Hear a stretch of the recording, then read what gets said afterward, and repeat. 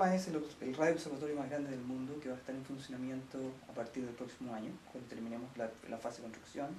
Hoy en día estamos en una fase que llamamos Early Science. Significa que estamos operando con una capacidad del observatorio que no es la capacidad nominal.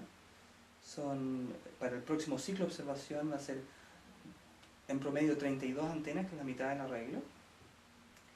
Y ALMA como observatorio va a generar del orden de un cuarto petabyte por año. Eso en términos de datos científicos.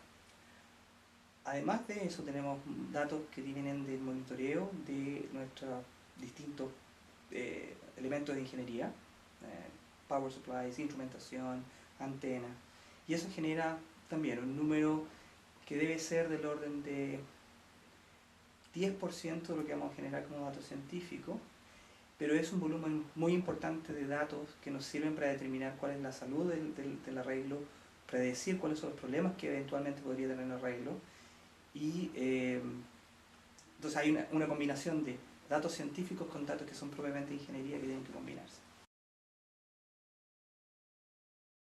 El ciclo de observación completo típicamente demora un año desde que una persona coloca un proyecto en ALMA hasta que ese proyecto está observado y vuelve al observador. Es el tamaño máximo que podemos tener en tiempo.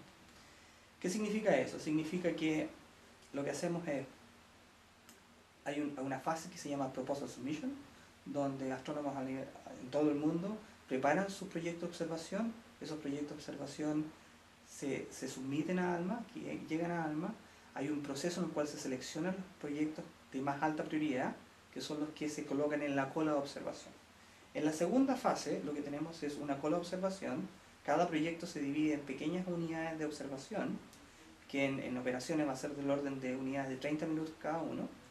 Y esas unidades de observación son las que generan la data, que primero se guarda en el OSF, en el lugar donde tenemos el observatorio.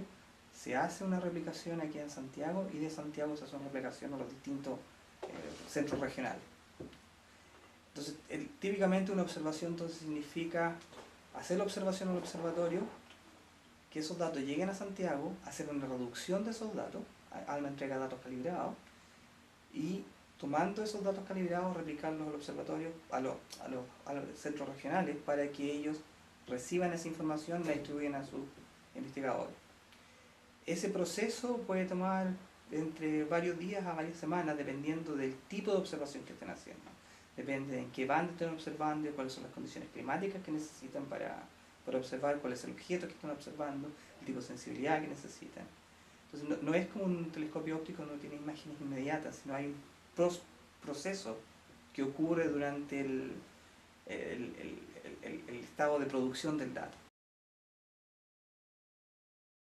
ALMA, si tú lo consideras un proyecto grande, tiene 5 data centers. Tenemos un data center en el observatorio directamente, a 3.000 metros de altura, donde tenemos capacidad para guardar hasta un año de datos. Un año de datos que pueden ser datos científicos o datos de ingeniería. Después, esa data se copia vía la red a Santiago, donde tenemos lo que llamamos el Main Archive. Es el lugar donde vamos a estar por siempre guardando todos los datos que alguna vez produjo ALMA mientras ALMA esté funcionando como observatorio, con un proyecto de observación por los próximos 30 años a 50 años. Ese es el Main Archive, es nuestro archivo principal.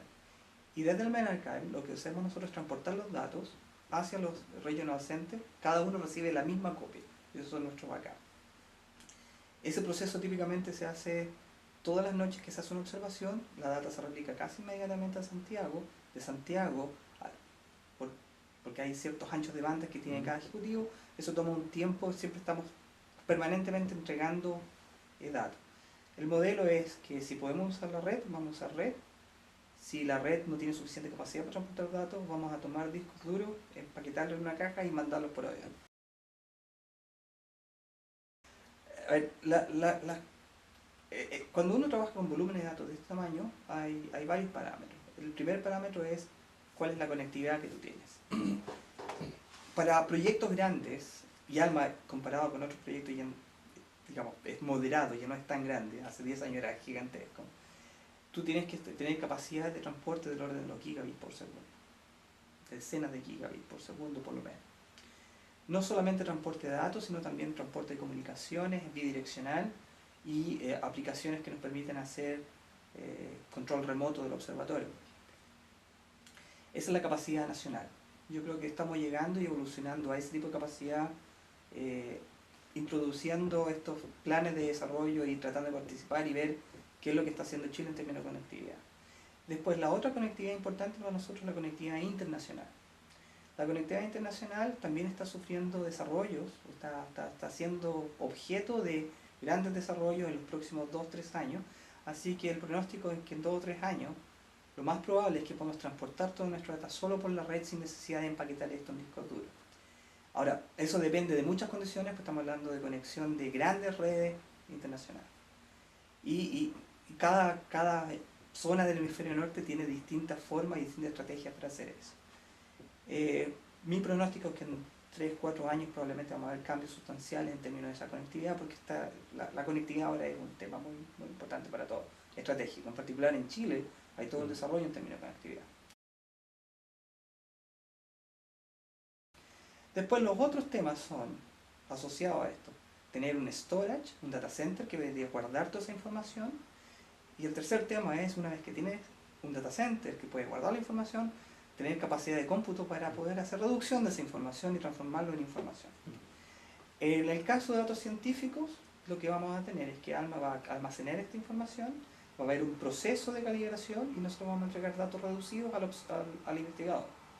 Ahora, cuando digo datos reducidos significa datos que están calibrados, listos para hacer ciencia y que tienen, además de lo propio de la ciencia, tienen algunos elementos de algunas otras variables ambientales, por ejemplo, temperatura, variables atmosféricas. Eso con respecto a la observación científica. Ahora, para mantener ALMA operando como observatorio, tenemos que además monitorear elementos de ingeniería: temperatura, voltaje, corriente, de todos los elementos que existen dentro de un arreglo. Para que te haga una idea, una antena, un arreglo, un elemento del arreglo, tiene cerca de 200 componentes al interior y cada componente tiene del orden de 1000 puntos de monitoreo. Ahora, ese volumen de información, que si bien no es tan grande comparado con el volumen científico de ALMA, sí es un volumen suficientemente grande para que uno tenga que pensar en cómo hacer la correlación de todos estos distintos elementos para entender si el arreglo tiene un pronóstico de seguir funcionando bien, no seguir funcionando bien. Entonces es un montón de pedazos de datos estructurados, pero todas las estructuras son distintas y a priori no es fácil saber cuál es el análisis que vamos a hacer con ellas. Es una combinación de cosas. Nosotros tenemos software en ALMA que está desarrollado por el consorcio que genera ALMA. Entonces, todo el software de observación, por ejemplo, está desarrollado en los últimos 10 años, sí, no me equivoco, son 10 años, por recursos de los distintos ejecutivos, de los distintos partners que conforman ALMA: Norteamérica, Japón, Estados Unidos, y el team que hace la integración, soporte, el team que hace, el que mantiene el observatorio operando está aquí, radicado aquí en Chile.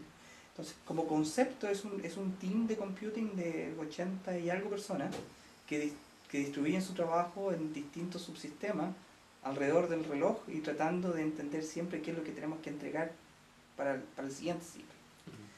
Eso es in-house, pero también tenemos elementos de software que son industriales, son software como Oracle. Oracle es el engine que nosotros usamos para nuestra archive, para nuestra base de datos, que nos da elementos que nos permiten entender, guardar nuestra información y después tomar de esa información y calcular parámetros que nos sirven para entender cuál es nuestra eficiencia de observación, cuántos proyectos estamos sirviendo. El modelo de Oracle lo tomamos de principalmente el CERN, que tiene un volumen de datos más grande que el nuestro. Entonces la idea era ver en estos proyectos científicos qué es lo que se está usando. Usamos un modelo que es similar.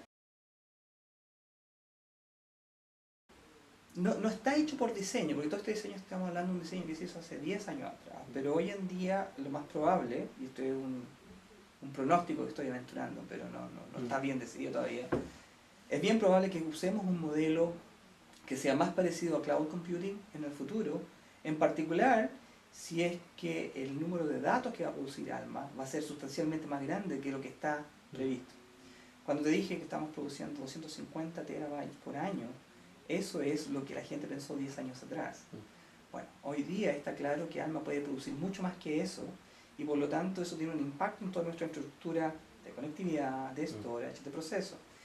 Y eventualmente, si tenemos un volumen muy grande de datos, en vez de llevar el dato al investigador, probablemente eso va a evolucionar a un modelo donde nosotros tenemos las capacidades para proveer servicios de reducción al observador. No es muy diferente a lo que ocurre hoy en día en el tren de la industria. Hay mucha más gente hablando de cloud computing. En ciencia, yo diría que con estos volúmenes de datos, este proyecto está mirando en esa línea.